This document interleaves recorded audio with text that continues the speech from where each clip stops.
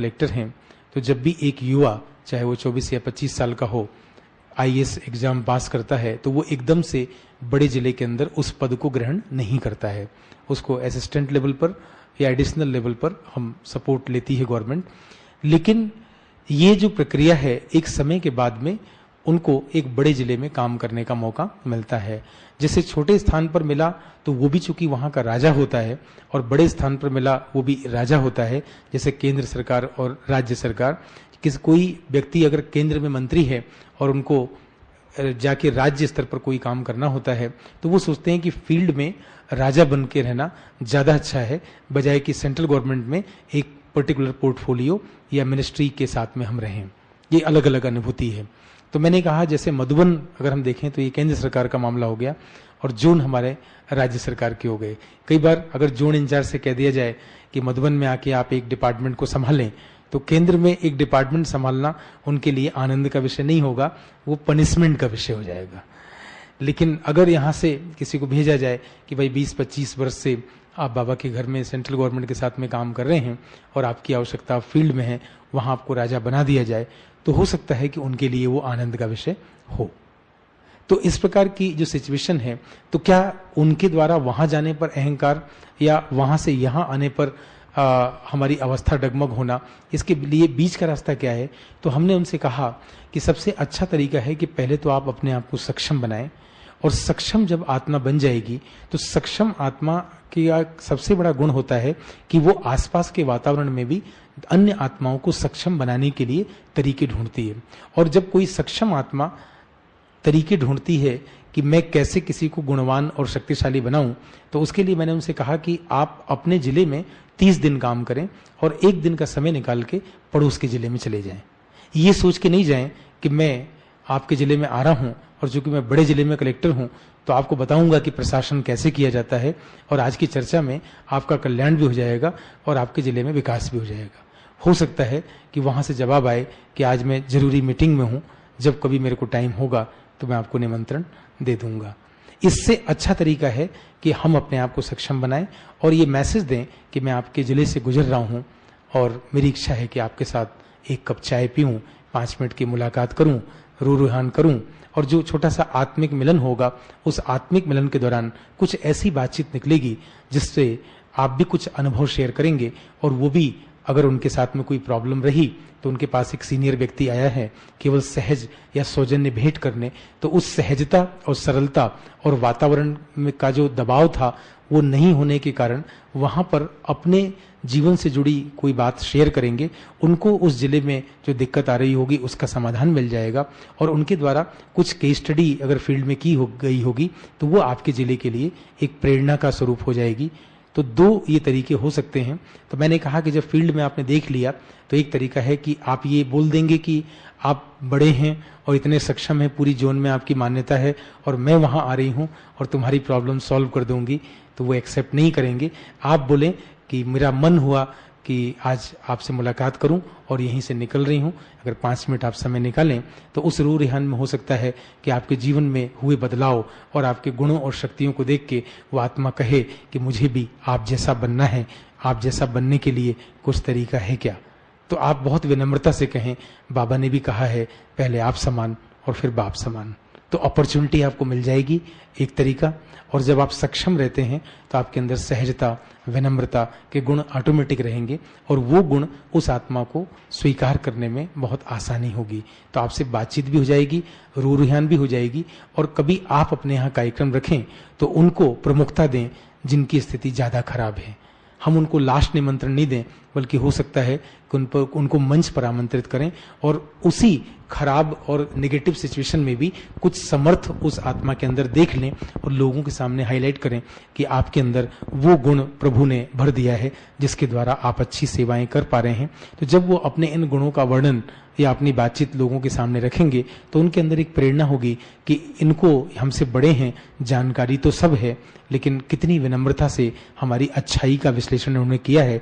और उस समय जब ये विश्लेषण चल रहा होगा तो अन्य आत्माओं का जो पॉजिटिव वाइब्रेशन होगा वो उस आत्मा के लिए प्रेरणा बन जाएगा, और जाने के बाद वो आत्मा तय करेंगी कि मुझ आत्मा को परिवर्तन कर लेना ही ज्यादा अच्छा होगा।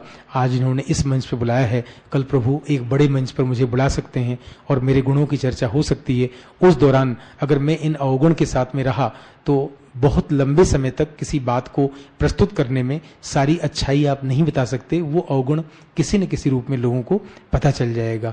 तो बेहतर ये है कि अगर मेरी नेगेटिविटी किसी के सामने जाए तो मैं बहुत जल्दी उसको रिमूव कर लूं, और रिमूव करने के लिए हो सकता है कि जाते समय वो अपने बड़ों से ये बोलें कि आपने इतना अच्छा कार्यक्रम किया, मुझे बुलाया और सम्मान दिया, मुझे ऐसा लगता है कि अगली बार जब हम किसी प्लेटफॉर्म पर मिलेंगे तो मैं इन सद्गुणों के साथ में रहूंगा और कुछ मेरी कमजोरियां हैं उसे भी मैं दूर कर लूंगा।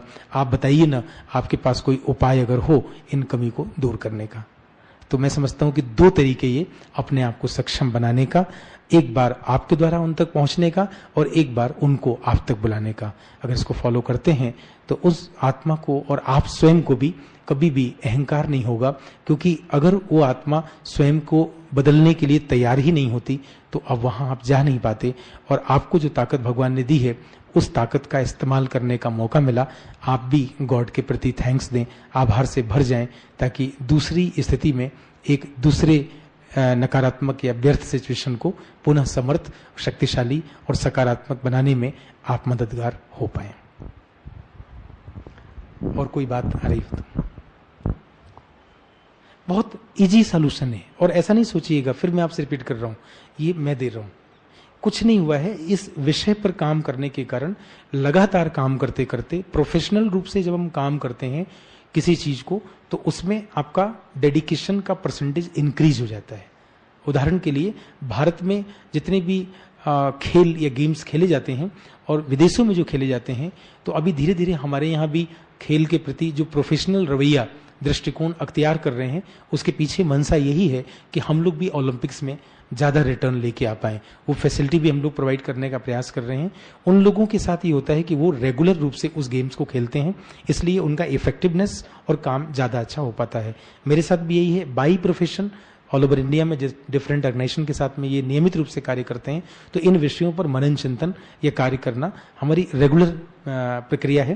जैसे अन्य दिनचर्या में आपके लिए कुछ प्राथमिकताएं हैं, तो मेरे लिए मनन चिंतन करना सबसे बड़ी प्राथमिकता है। तो वो आप सबके पास भी उतनी ही बड़ी पूंजी है। प्रोफेशनल रूप से इस काम को करने के कारण मेरे लिए इमीडिएट आंसर देना आसान हो जाता है। आप सब भी अगर कोशिश करेंगे तो दिन भर में उसका आंसर ऐसा ही या इससे भी अच्छा मिल सकता है। और कोई बात जो आपके मन में आ रही हो? एक तरीका और इस बात को करते समय आया कि कोई प्रक्रिया को जब हम किसी स्थूल साधन के साथ संपन्न करते हैं, जैसे उदाहरण के लिए आप सबको एक मैं मैसेज दे रहा हूं कि आप सबके हाथों में एक शानदार गुलाब का फूल है। अब ये जैसे ही मैसेज गया तो जो एक्शन क्या होना चाहिए, वो फूल को आप ट्राई करें अपने हाथ में संभालने का। जब बहुत अच्छा फूल है और ताजा फूल है तो उसको आप कैसे पकड़ेंगे? पकड़िए, दुखी होके नहीं पकड़िए उसको। बहुत क्यों फूल है ना, मैंने ये नहीं बोला कि कांटा आपके हाथ में, फूल है और उस फूल को आपने पकड़ लिया और उसमें बहुत भीनी भीनी खुशबू भी आ रही है। अब आपका मन कर रहा है कि इस गुलाब की फूल की जो खुशबू है ये पूरी तरह से मैं ले लूं या अपने सामने बैठी हुई आत्मा को दे दूं। और जब फूल देंगे तो मेरे अंदर फ्लावर तो है, एक प्रॉपर्टी तो है, तो ये प्रॉपर्टी की शेयरिंग भी हो जाएगी और वो शेयरिंग अभिमान और ईगो लेस हो, स्वमान के साथ में हो, आनंद के साथ में हो, उत्साह के साथ में हो, उमंग के साथ में हो। तो फ्लावर तो देंगे, साथ में मुस्कुराहट भी देंगे, साथ में आई कांटेक्ट रहेगा, तो और अच्छा सहज वातावरण बनेगा। और इस काम को अगर 5 मिनट मैं आपको दे दूं करने के लिए, तो आप इसको करके देखें क्या सीन यहां क्रिएट होता है। अपने स्थान से आपको कैसे उठना पड़ता है, कैसे आपको देना पड़ता है, क्या थकान के साथ उठेंगे, दुख के साथ उठेंगे, पीड़ा के साथ उठेंगे या आनंद के साथ उठेंगे, ये विकल्प आपके पास में है। तो उन फ्लावर के साथ आप उठें और देखें जब आप अपने भाई को ये फूल दे रहे हैं तो कैसा वो महसूस कर रहे हैं, और उनके हाथों का फूल जब आप ले रहे हैं तो आपको कैसा लग रहा है। और ये सारी प्रोसेस हो रही है। क्या इस काम को करते समय कोई बातचीत भी हो पाएगी आपसे? तो इन सारी संभावनाओं को तलाशते हुए एक 5 मिनट का छोटा सा अभ्यास आप करके देखिए कि फ्लावर आपके हाथ में है और आप ऐसा करने जा रहे हैं। Now start. आप प्रयास करें कि इतना मधुर स्वरूप हो, इतना आनंद का स्वरूप हो कि आपको लगे कि जैसे आपने दिया है और जिनको दिया है वो इतना आनंद का भाव वहां पर क्रिएट हो रहा है और वो फूल देते समय बहुत अच्छा लग रहा है और ऐसा लग रहा है कि हटे ही नहीं। इतनी गहरी दृष्टि, इतना प्यारा संवाद, इतना अच्छा मिलन, इतना अच्छा दृष्टिकोण, इतने अच्छे भाव, इतनी अच्छी उमंग, ये सारा कुछ फूल नहीं है लेकिन फूल है, बहुत जीवित स्वरूप में है और वो फूल हमें फूल बनने की प्रेरणा दे रहा है। हम ऐसा कर पाए हैं, इस करने के पीछे क्या कारण हो सकता था? क्या हमने कल्पनाओं में जीना सीख लिया है? कल्पनाओं को हकीकत में हम कभी भी साकार कर सकते हैं। हम गॉड से रिक्वेस्ट करेंगे कि हे प्रभु, इस हॉल में बहुत अच्छे अच्छे वो फ्लावर भेज दे कि जो लोग इस कार्य को नहीं कर पाए वो फूल को प्राप्त करने के बाद में इस कार्य को कर लें, क्योंकि जब यहाँ बैठे हैं तो उनसे भी ये सत्कर्म, ये श्रेष्ठ कार्य होना चाहिए था। ऐसी हम सब उम्मीद कर रहे हैं। तो एक बार उनके लिए तालियां जो नहीं कर पाए, क्योंकि वो अगले ही सत्र में इस प्रक्रिया को कर पा रहे हैं। और जो आपने किया उसमें उन्होंने बहुत गहराई से इसका विश्लेषण किया कि जब इस काम को आप कर रहे थे तो उसमें कहाँ कमी रह गई थी। उन कमियों को दूर करते हुए हम इस फ्लावर को भेंट करेंगे ताकि एक ही अभ्यास के दो डिफरेंट डायमेंशंस आपको देखने को मिल जाएं और आपको रियलाइज हो कि जब फ्लावर को एक्सचेंज हम करते हैं तो हमारा भाव जगत किस लेवल पर हमारी मदद करता है। तो मैं उम्मीद करता हूं कि इस सेशन में जैसे जैसे आप अंदर इन्वॉल्व होते जाएंगे परिणाम आपके साथ में होगा कि सेशन को हम बहुत अधिक रोमांचक, बहुत अधिक आनंददायी बनाने का प्रयास कर रहे हैं कि ये वर्कशॉप बहुत ज़्यादा लिखने के लिए, बहुत ज़्यादा पढ़ने के लिए, बहुत ज़्यादा सोचने के लिए हमें दबाव न डाले, बल्कि आनंद के साथ वो चीज़ें हमारे हृदय में प्रिंट हो जाएं जिसकी कभी कल्पना हमने नहीं की थी और आज उस स्वरूप में हम जीने के लिए तैयार हैं। कोई प्रश्न हो आपका तो आप कर सकते हैं, या कई बार ऐसा लग सकता है कि हम और आप जो क्रिया कर रहे हैं इसमें 5 मिनट या 2 मिनट साइलेंट की आवश्यकता है, कुछ नहीं बोलने की आवश्यकता है, तो भी हम कर सकते हैं। तो हम 2 मिनट साइलेंस में बैठेंगे और फिर वापस सहज रूप में आने का प्रयास करेंगे।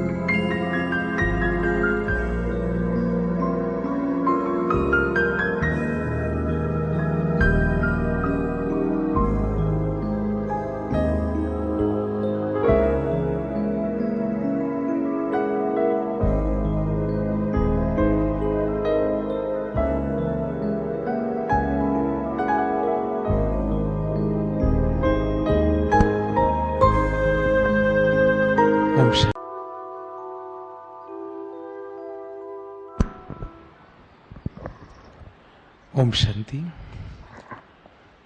थोड़ा सा चेंज करने का प्रयास करेंगे। जो लोग आगे बैठे हैं वो पीछे बैठ जाएं और जो पीछे बैठे हैं वो आगे आ जाएं।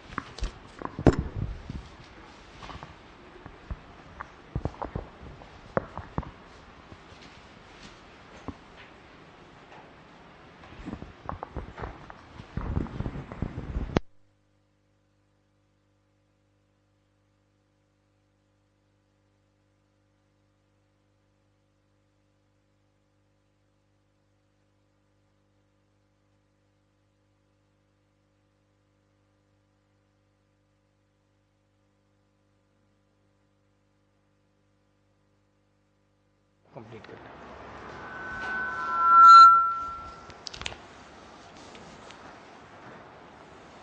थर्ड रो में नहीं, सेकंड रो में आ जाइए। इस रो में आ जाइए। भाई जी आप लोग भी पीछे से इसमें आइए, फर्स्ट वाले रो में आ जाइए।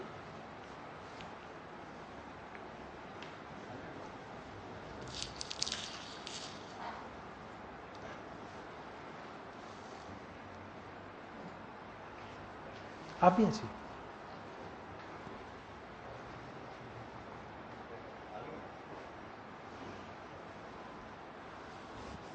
आइए, उस रो में नहीं बैठे, इधर आ जाइए।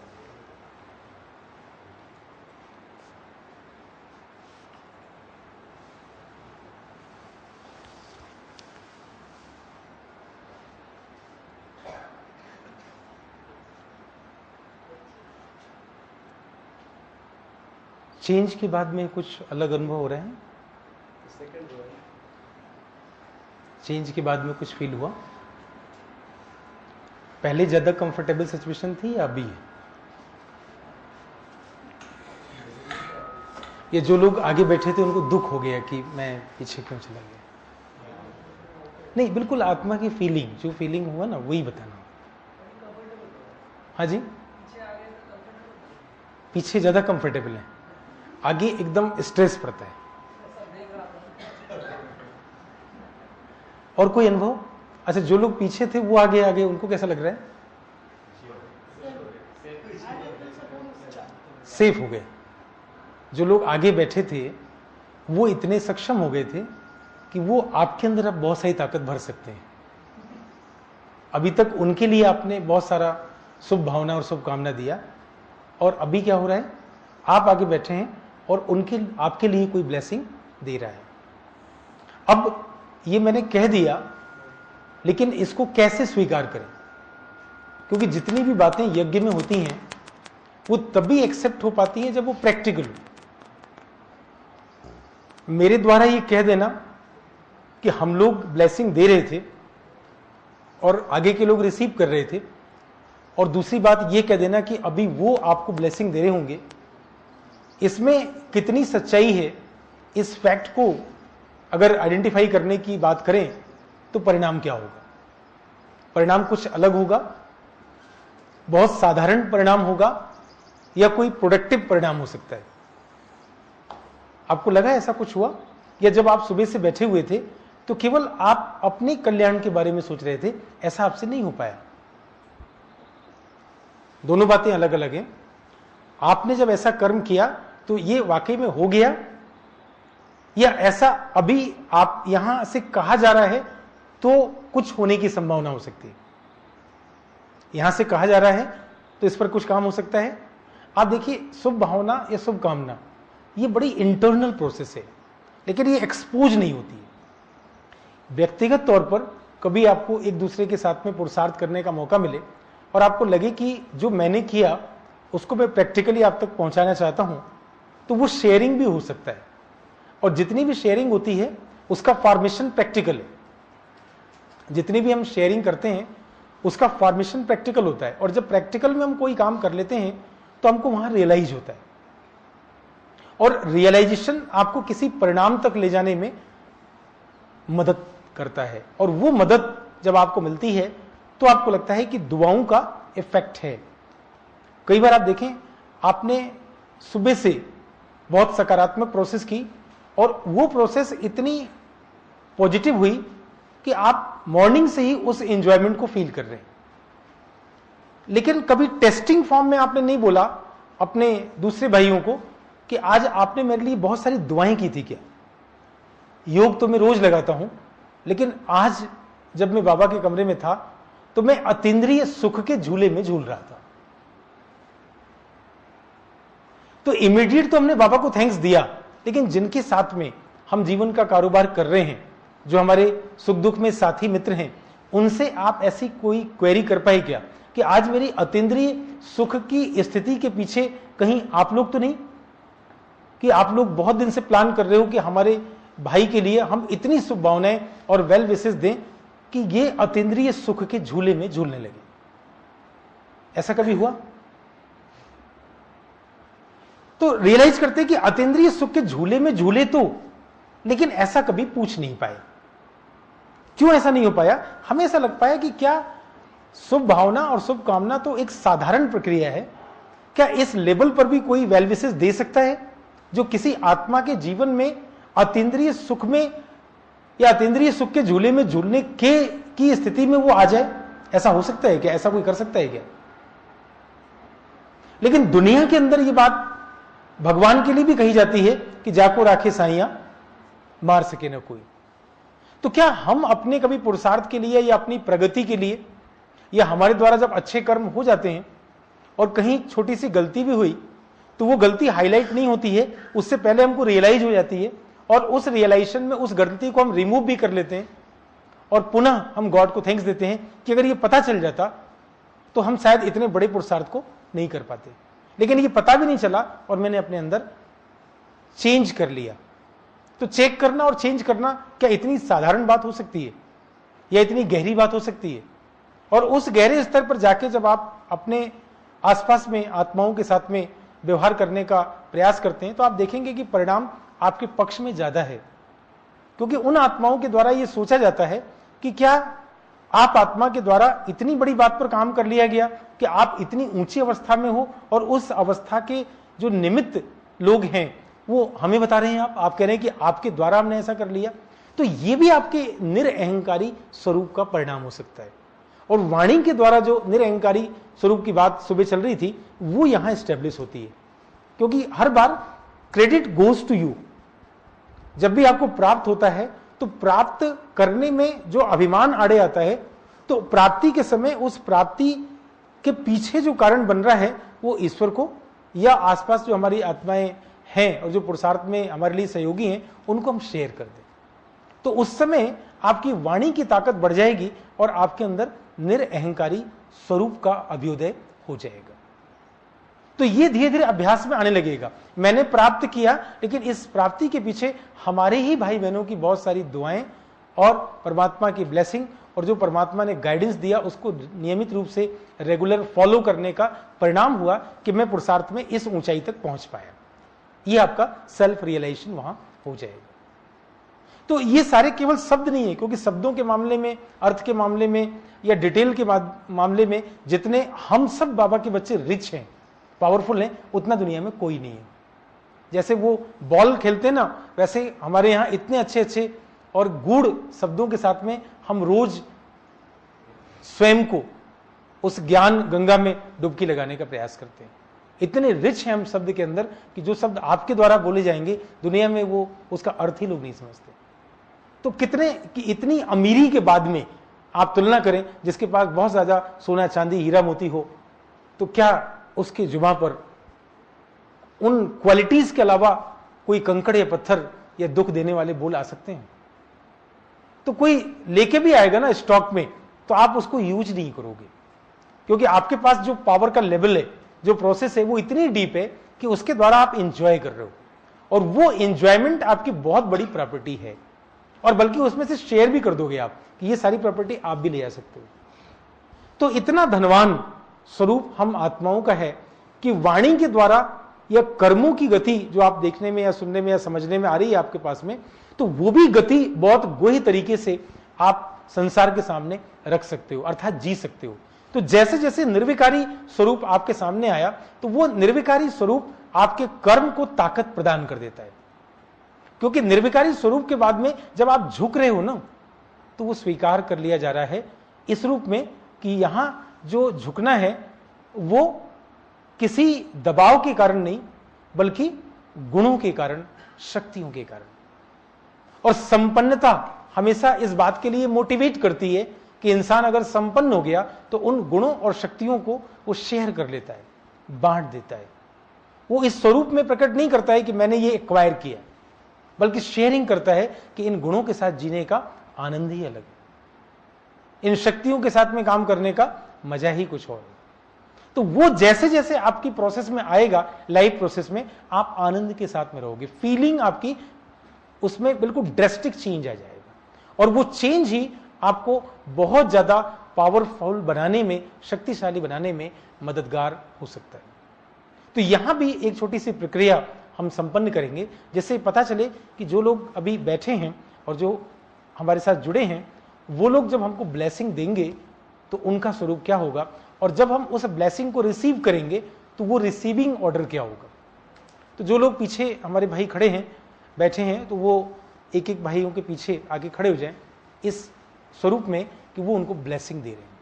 आइए अपने स्थान से उठेंगे। ब्लेसिंग देने में कुछ प्रोसेस करनी पड़ती है ना। बैठे बैठे आप बोलें कि भगवान आपका भला हो या भगवान इन लोगों का भला कर दे, तो ये बात कम्युनिकेशन प्रोसेस की नहीं है, ये रियलाइजेशन प्रोसेस की है। तो अपने स्थान पर उठें आप, और जो आपके आगे भाई बहन बैठे हुए हैं उनके पीछे आप खड़े हो जाएं इस मुद्रा में कि आप ब्लेसिंग दे रहे हैं। देखिए करके क्या होता है। अगर इधर कुछ संख्या हो तो कुछ आगे बैठ जाएं ताकि कुछ लोग पीछे आ जाएंगे।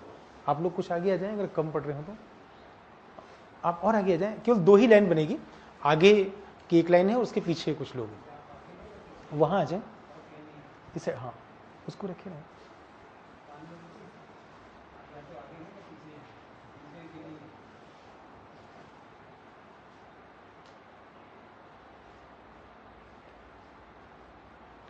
इधर कोई कम पड़ रहे हैं, दीदी आप आ जाएं, एक भैया के पीछे, भाई साहब हैं उनके पीछे आ जाएं।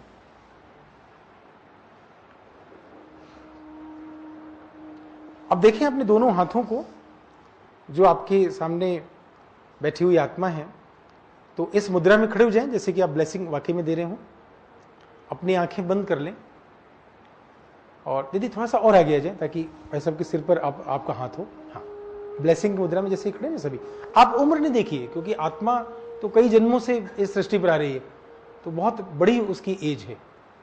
और जैसे ही इस प्रोसेस में आप पार्टिसिपेट कर रहे हैं, जिन लोगों का हाथ पीछे थोड़ा सा और आगे, ताकि वाकई में आपको लगे कि वो चीज जा रही है। कुछ मैसेज में दे रहा हूं, मन ही मन दोहराने का प्रयास करेंगे। आप लोग जो आगे बैठे हुए हैं वो अपने दोनों हाथों को इस रूप में कर लें कि जब कोई दे ही रहा है तो आप अच्छे से प्राप्त कर लें। ये नहीं बोलें कि नहीं मेरे को जरूरत नहीं है और इतना मेरे पास में हो गया है कि अब मैं क्या करूंगा, तो ऐसा ना कह के आप देने का प्रयास करें। भाई सब भी आ जाएं, हमारे पास में एक भाई और हैं, उनके पास में नहीं है, थोड़ा सा इस चेयर पे आप बैठ जाएंगे ताकि भाई सब आपको ब्लेसिंग देंगे। धीरे धीरे जिन आंखों से हम एक दूसरे को देख रहे हैं, आप प्रयास करें कि आंखें हल्के से बंद कर लें, बिल्कुल लाइट हो जाएं आप लोग, और जो मैसेज आप तक दिया जा रहा है उसको रिसीव करने का प्रयास करें। प्रयास करें आपके जीवन में जो सकारात्मक ऊर्जा है, जो आपको गॉड से मिली हुई प्रॉपर्टी है, आज बहुत खुले मन से, बहुत भावपूर्ण तरीके से, बहुत उदात्त होके हम अपने फ्रेंड्स को, हमारे सामने बैठी हुई आत्मा को ब्लेसिंग देने का प्रयास कर रहे हैं।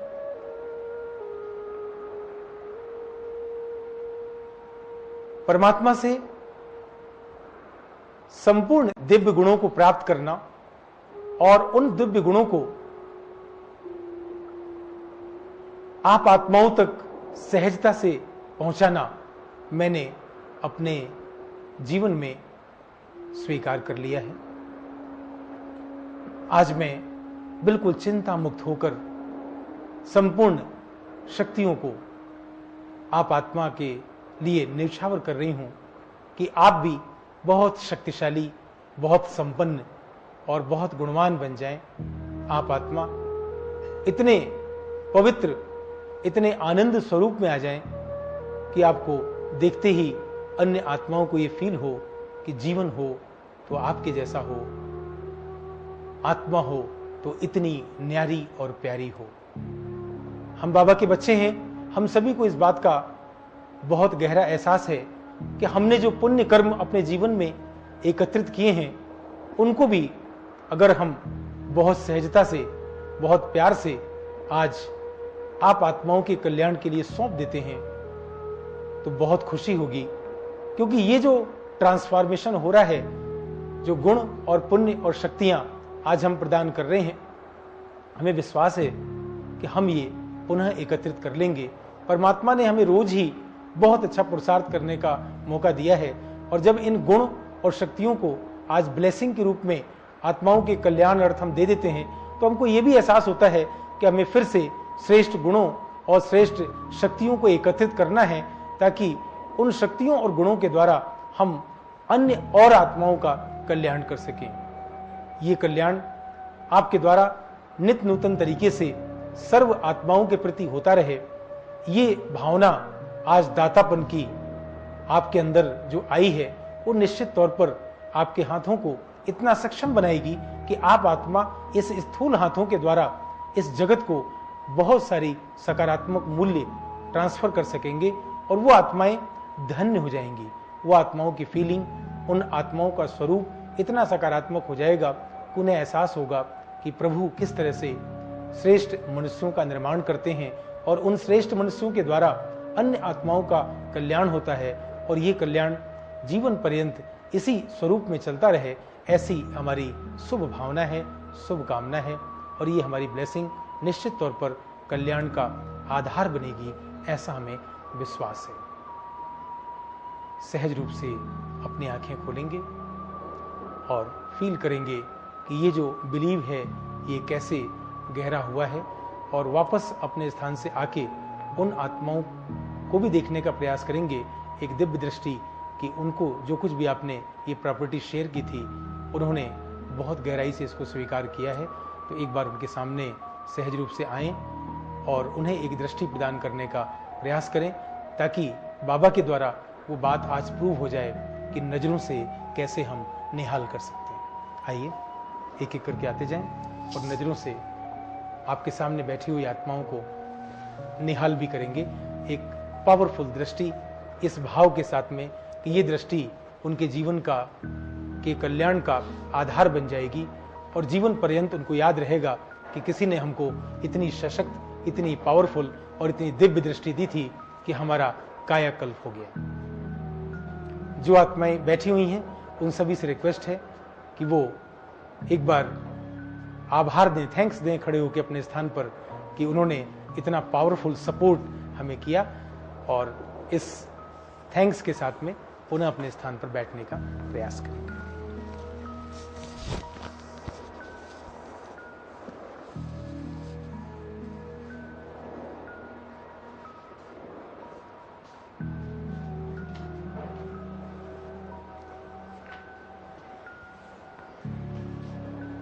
सहज रूप से आते जाएं और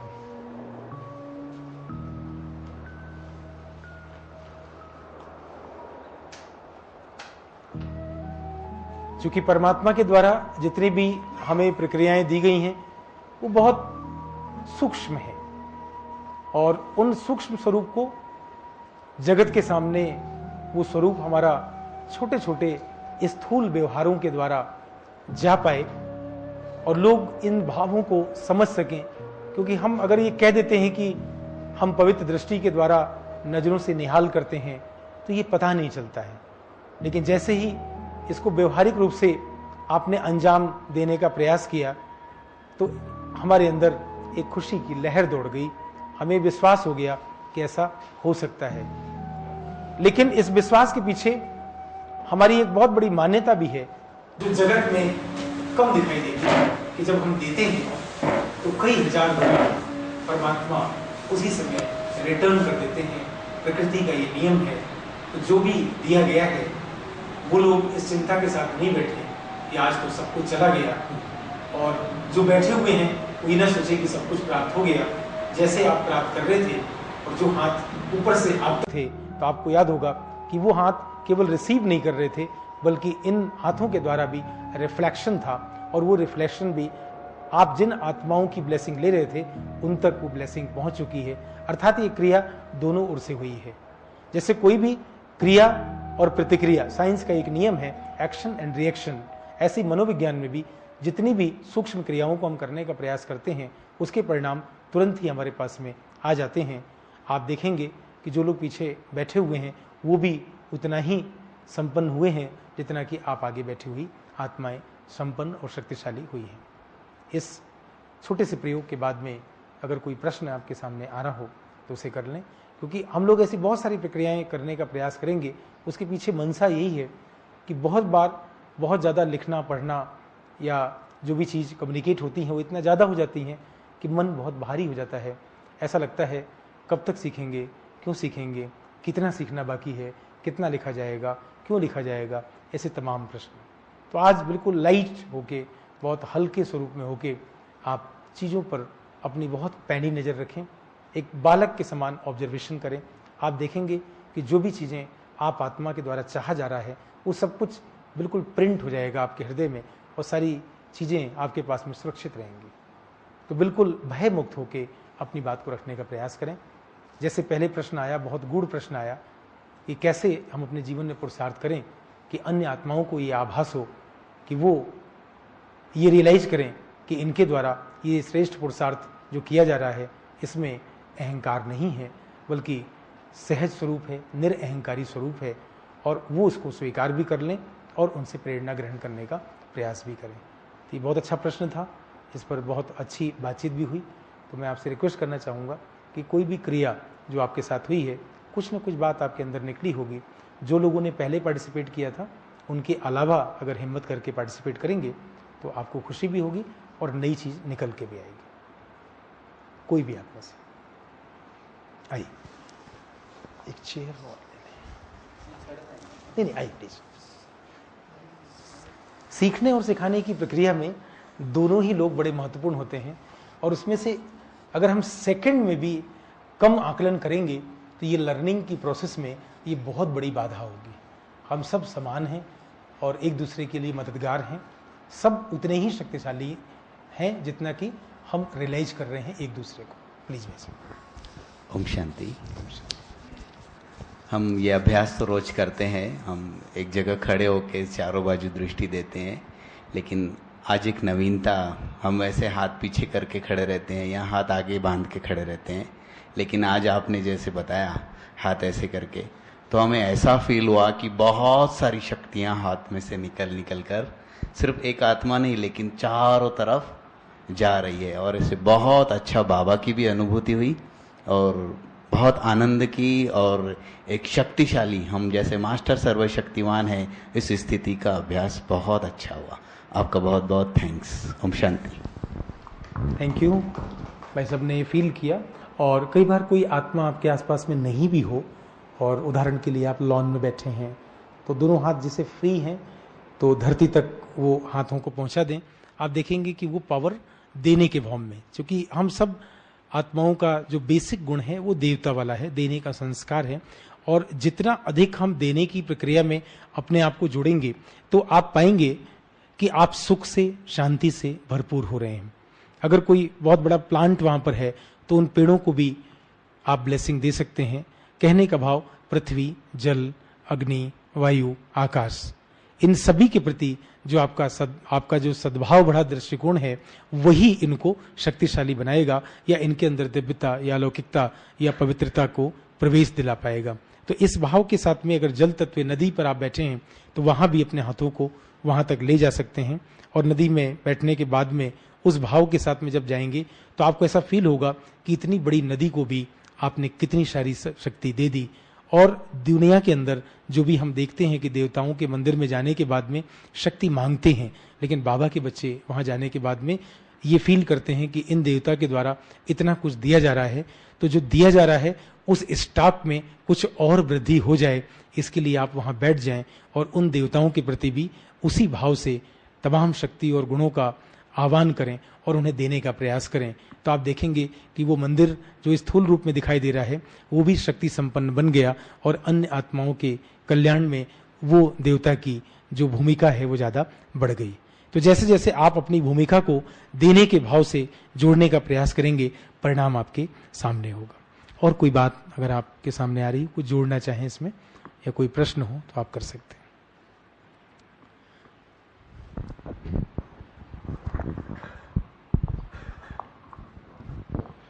ऐसा अनुभव हुआ कि जैसे कि बाबा जैसे साक्षी दृष्टाओं के ऊपर से देखता रहता है, मतलब जैसे प्ले में इन्वॉल्व नहीं है लेकिन वो ऊपर से सकाश दे रहा है, मतलब डिटाच है और सकाश दे रहा है।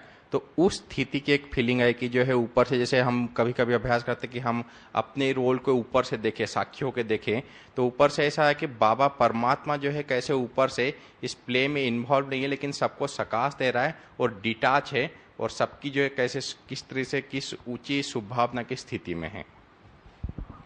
Thank you. शुभ भावना का और डिटैचमेंट का जो रोल है उसको आप अनुभव कर पाए, और यही डिटैचमेंट बाबा की मुरली में एक बहुत बड़ी बात आती है, कर्म बंधन और कर्म संबंध। तो कर्म बंधन की जो फिलॉसफी है उससे अपने आप को आप मुक्त कर सकें, और कर्म बंधन में भी ये बात आ जाती है जो भाई जी ने कहा कि कहीं ना कहीं हम निमित्त मानते हैं।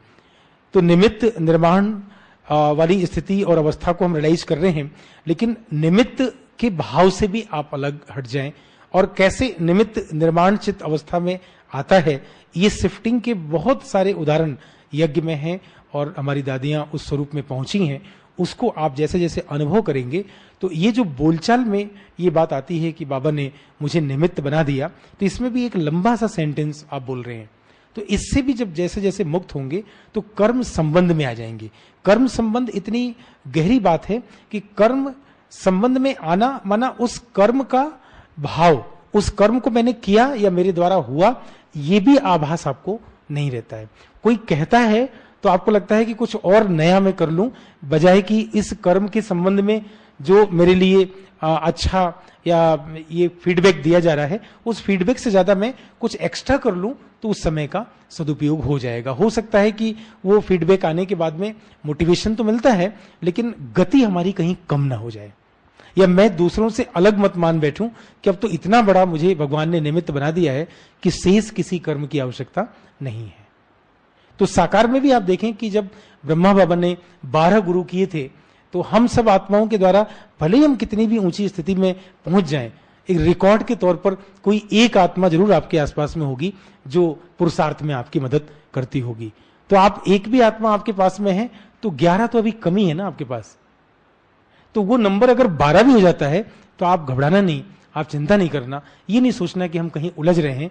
आपका निरअहंकारी स्वरूप ही तो है जो किसी से सीखने में आपको मदद पहुंचा रहा है। अगर वो स्वरूप हम आ रहे हैं और स्वरूप में आने के बाद में ऐसा हम कर रहे हैं तो निश्चित तौर से आप गुण और शक्ति संपन्न बन जाएंगे। तो वो एक प्रॉपर्टी के रूप में आप देखने का प्रयास करें, भले वो आत्मा किसी भी रूप में हो। हमें गुणग्राही दृष्टिकोण को डेवलप करने में मदद भी मिलेगी, क्योंकि गुणग्राही मुझ आत्मा को होना चाहिए, ये एक मैसेज है।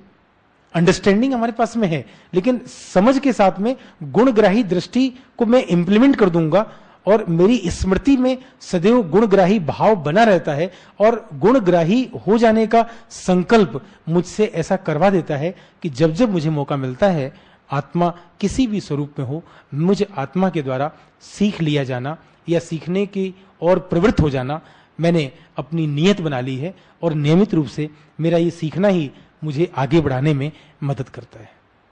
तो मैं उम्मीद करता हूं कि जो भाई साहब ने बोला उस बात को कहीं ना कहीं हम गहरे तल पर सीखने का प्रयास करेंगे कि डिटैच होके हम रहें, और वो डिटैचमेंट हमें कर्म बंधन से मुक्त कर देगा, कर्म संबंध की ओर बढ़ाने में मददगार साबित होगा। और कोई प्रश्न आपकी ओर से आ रहा हो तो?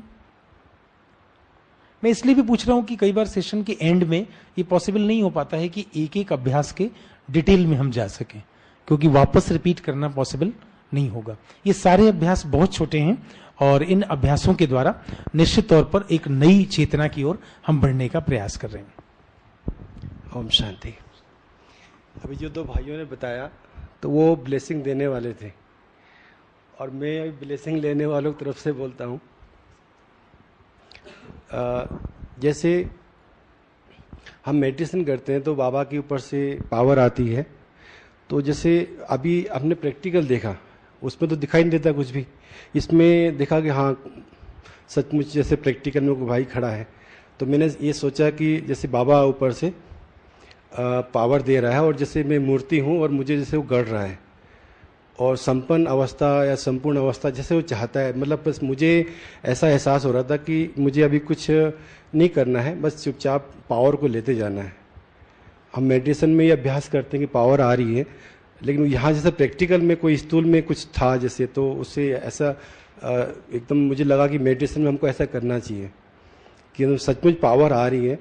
तो ऐसा मुझे लगा कि सचमुच पावर जैसे आ रही है और मुझे कुछ नहीं करने का, बस मुझे जो पावर आ रही है उसको एक्सेप्ट करने का, और कहाँ पर कौन सी पावर इस्तेमाल होनी चाहिए वो मैं करूँ उसको इस्तेमाल। और जो कमी है, जहाँ जैसे कोई मूर्ति को टूटी रहती है, तो मुझे बताने का भाई यहाँ ये टूटी है, तो बाबा ऊपर से मूर्ति को वहाँ पर वो ठीक कर देगा। तो जैसे देखा कि मतलब मैं जैसे बच्चे की तरह से माँ बच्चे को तैयार करती, कंघी करती बालों में, बच्चा कुछ नहीं करती, चुपचाप खड़ा रहता है, तो माँ अपने हिसाब से देखती क्या कमी है, कपड़ा ठीक करती है। जैसे देखा कुछ नहीं करना, बाबा के सामने बैठ जाने का, आह्वान करने का पावर को, और अपने आप जैसे देखा कि संपूर्ण अवस्था का हम अभ्यास कर सकते हैं, ये मुझे लगा। और जो फर्स्ट था वो जो गुलाब का फूल देने का था, तो उसमें जैसे लगा कि हम साकाश देते हैं, मनसा सेवा करते हैं, तो कुछ दिखाई नहीं देता, हम अपने हिसाब से करते हैं, तो क्या रियलिटी होती नहीं होती पता नहीं पड़ता। अब यहाँ पर देखा कि जैसे मेरे हाथ में फूल था, तो जैसे मेरे एक भाई को दिया, तो उनका हाथ में पहले से फूल था, क्योंकि कोई और दूसरा भाई लेके गया था, तो मैंने दिया तो उन्होंने कुछ नहीं किया, सीधा ऐसे रहा, बोला हाँ ठीक है ले लिया। तो मैंने सोचा कि इन्होंने नहीं लिया मेरा फूल, क्योंकि लेने के लिए हाथ खोलना पड़ेगा ना, तो फिर मैं कहा मेरे हाथ में फूल ऐसे कैसे ही है। फिर मैं दीदी के पास में गया तो उन्होंने हाथ जोड़ के नमस्ते थैंक यू बोला, मतलब कि फूल नहीं लिया। तो मेरे वाला फूल ले लो फूल उन्होंने ले लिया, फिर देखा मेरा हाथ ऐसे कैसे ही है, तो मैंने सोचा कि फूल तो चला गया, फिर हाथ में क्या है, तो मैंने हाथ ऐसे खोल दिया। तो उससे मुझे लगा कि हम जो सकाश देते हैं तो वो रियलिटी होती कि नहीं होती है, मतलब फूल दे दिया तब भी मेरे हाथ ऐसे कैसी है। हम सकाश में जैसे वो कोई आर्टिफिशियल तो नहीं करते जैसे, तो देखा कि वो उससे मेरे को ये लगा कि हम सकाश देते तो उसमें एक रियलिटी होनी चाहिए, मतलब सामने वाली आत्मा भी महसूस कर रही है, उस खुश हो रही है वो, और मैं भी देते टाइम खुश हो रहा हूँ, जैसे मेरे चेहरे मुस्कुराहट थी। तो हम मनसा सेवा हम कहीं ऐसा तो नहीं करते कि भाई चेहरा उदास है और मनसा सेवा कर रहे हैं, और देने वालों को जैसे खुशी होती है, तो वो जैसे अभी खुशी हुई मेरे को, तो अब मैं लगा कि चेंज करना चाहिए सकाश का मनसा सेवा के टाइम पे, कि देते टाइम खुशी हो और सामने वालों को देखना चाहिए कि उसको भी खुशी हो रही है। ये एक मुझे प्रैक्टिकल उसमें मुझे अच्छा लगा, मतलब इसमें। ओम शांति। बहुत अच्छा, दोनों चीजों को आपने जोड़ने का प्रयास किया। जब ब्लेसिंग आपने रिसीव किया तो एक बात भाई साहब कह रहे हैं कि जब हम प्राप्त कर रहे हैं भगवान से भी गुण और शक्तियों को प्राप्त कर रहे हैं, तो किसी कंडीशन के तहत में नहीं बैठे, हे प्रभु इतने गुण और शक्ति आज तेरे को देना ही होगा। बहुत ज्यादा दबाव आत्मा पर अगर रहता है तो जैसे वो स्वरूप बन के बैठना चाहती हैं तो नहीं बैठ पाते हैं।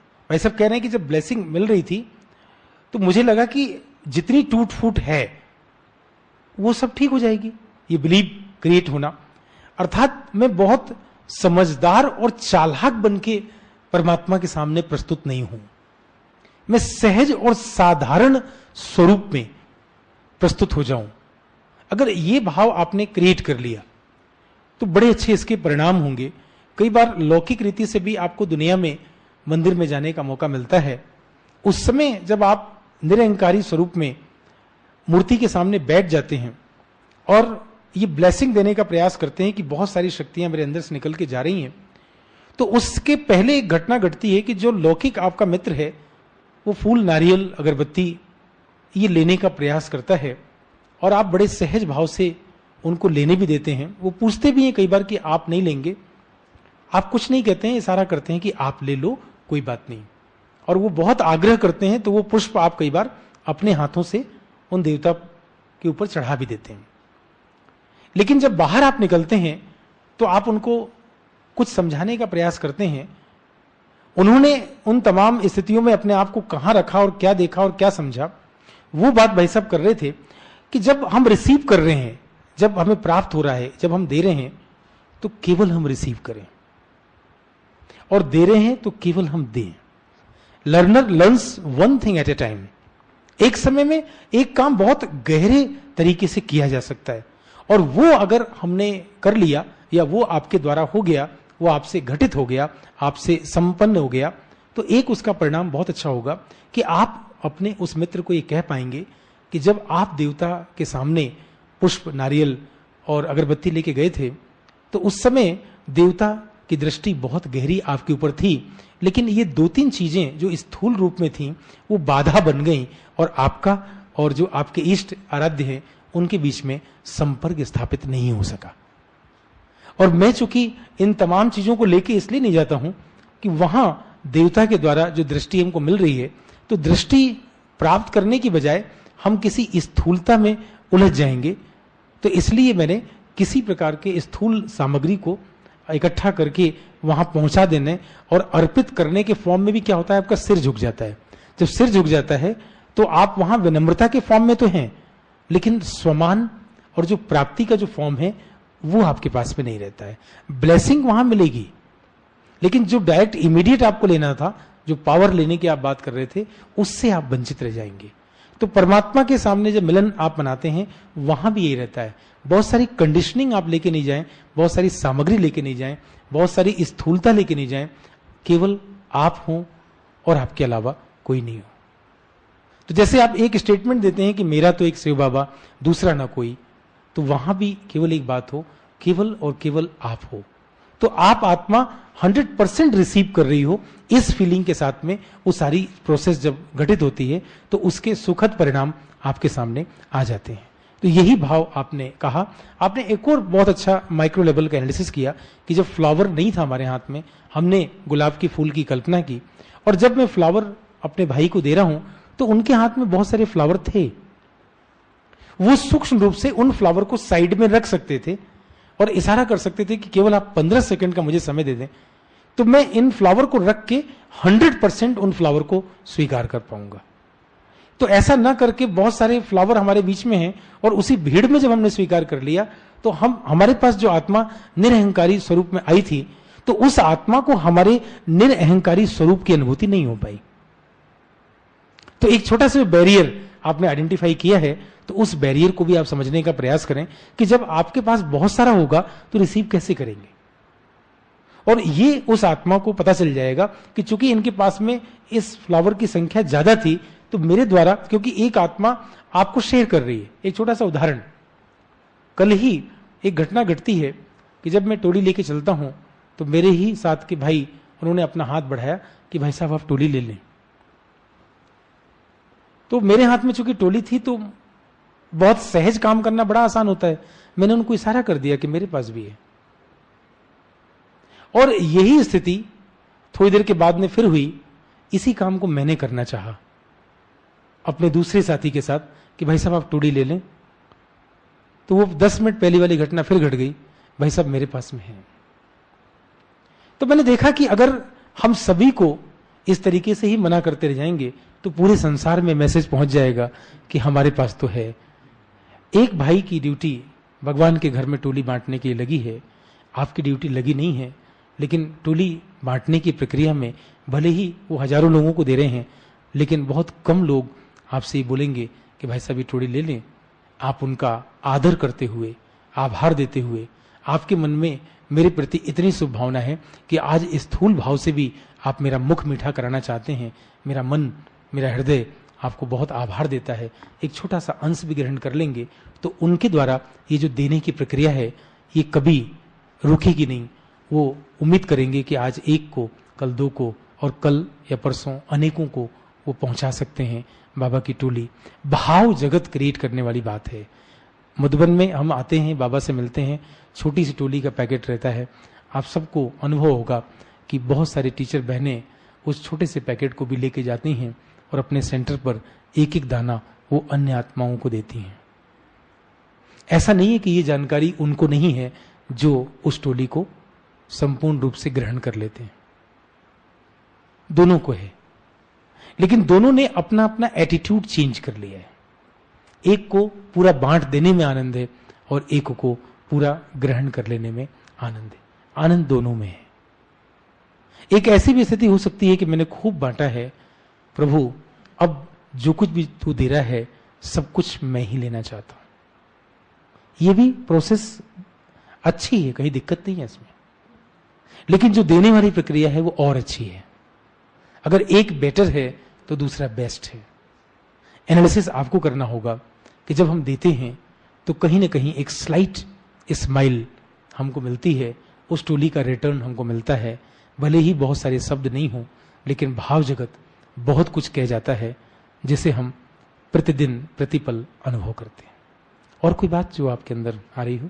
आज हम लोग बैठ के बहुत छोटी छोटी सूक्ष्म बातों को भी बहुत गहराई से अनुभव करने का प्रयास कर रहे हैं, और इसका परिणाम ये होगा कि बाबा की जो बहुत डीप बातें हैं उस पर आप बहुत गहराई से काम कर पाएंगे और आत्मा को शक्तिशाली बना पाएंगे। और कोई बात आपके अंदर इस बात को लेके आ रही हो? अभी थोड़ी प्रोसेस को चेंज करें, कुछ नई चीज, कुछ नवीनता के साथ में काम करेंगे। आप भी यही करें कि जब भी कोई एफर्ट कर रहे हैं, जो नियमित हमारी दिनचर्या है उसमें कुछ बदलाव लाने का प्रयास करें। और वो बदलाव कई बार स्वयं से नहीं आएगा, आपके मित्र, आपकी टीचर बहनें, आपके जोन से कोई आया है, हो सकता है कि कोई नए पुरुषार्थ की विधि उनके पास हो, तो उनसे 10 मिनट बैठ के लॉन में अगर आप शेयर कर लेते हैं तो मधुबन निवासी होने का जो हमारा गौरव है वो कहीं भी कम नहीं होता है, वो बढ़ेगा ही। उनको भी खुशी होगी कि हमारे भाइयों ने, हमारी बहनों ने हमारे लिए थोड़ा समय निकाला है। इतनी रिस्पॉन्सिबिलिटी और इतनी ड्यूटी के बाद में भी अगर 5 या 10 मिनट उनके लिए निकाल लेते हैं तो उनके मन में भी आपके प्रति बड़ी श्रद्धा और रिस्पेक्ट क्रिएट होता है, और वो थोड़ा सा समय उनसे फील्ड में बड़ी सेवा करवाएगा, क्योंकि अपने अनुभव में वो ये भी शेयर करते हैं कि हम गए थे और हमारे बड़ों ने हमको बहुत गहराई से सपोर्ट किया, और उस सपोर्ट का परिणाम ये हुआ कि उनकी थोड़ी सी सपोर्ट, थोड़ी सी ब्लेसिंग को भी हम बहुत गहराई से अनुभव कर पाए, और आज हम उस अनुभव को बड़े व्यापक रूप से आप तक पहुंचा रहे हैं। तो ये भी क्रिया आपके द्वारा संपन्न हो सकती है। तो हम थोड़ा सा और आगे बढ़ेंगे। आज सीखने की प्रक्रिया में एक विषय की ओर मैं आपको ले जाना चाहता हूं, और उस विषय की ओर जैसे जैसे हम जाएंगे उससे पहले एक छोटा सा काम।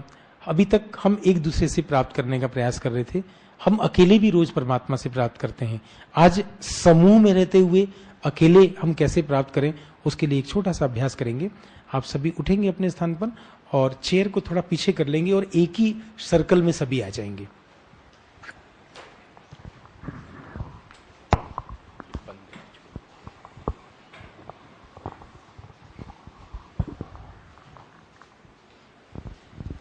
बिगनिंग के सर्कल में, फर्स्ट सर्कल में ही सभी आ जाएं।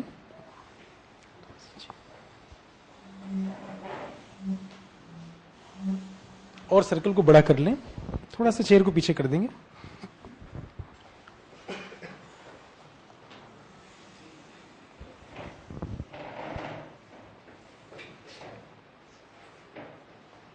और भाई बहन जो पीछे हैं थोड़ा सा इधर आगे आ जाएं।